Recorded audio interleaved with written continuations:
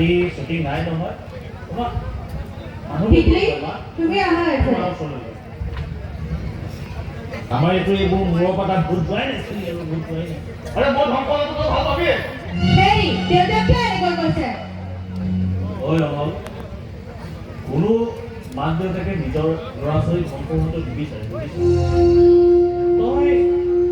সাংস্কৃতিক জগতখনত আগবাঢ়িব বিচাৰিছ আগবাঢ়ি যা আমাৰ অসমত ভূপেন হাজৰিকা জ্যোতি বিষ্ণু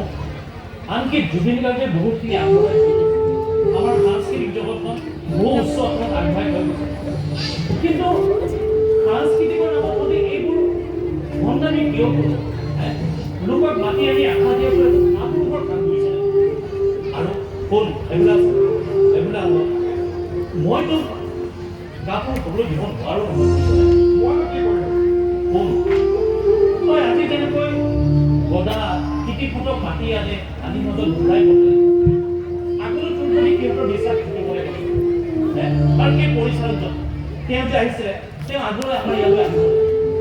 গতিকে এইবোৰ কাম নকৰিবি বুজিছেনে মিছা প্ৰলোভন নিদিবি আৰু মইতো চেষ্টা কৰিছিলোঁ সেই কিহতেহে কোন আনক দুখ দি বা গ্লেমাৰ বিচাৰি চমু পথেৰে আগবাঢ়ি যাব চেষ্টা কৰি এফালে এফালে চমু পথত স্ফীত লক্ষ্য নাপাওঁ বুজিছনে মনত যেতিয়া ধৈৰ্য একাগ্ৰতা সাধন আৰু যেতিয়া মনোবল থাকিব নহয় তো এইটো কামত পৃথিৱীৰ সকলো কামতে সুন্দৰকৈ আগবাঢ়ি যাব পাৰিব বুজি তই সকলো কামতে তই সুন্দৰকৈ আগবাঢ়ি যাব পাৰিবি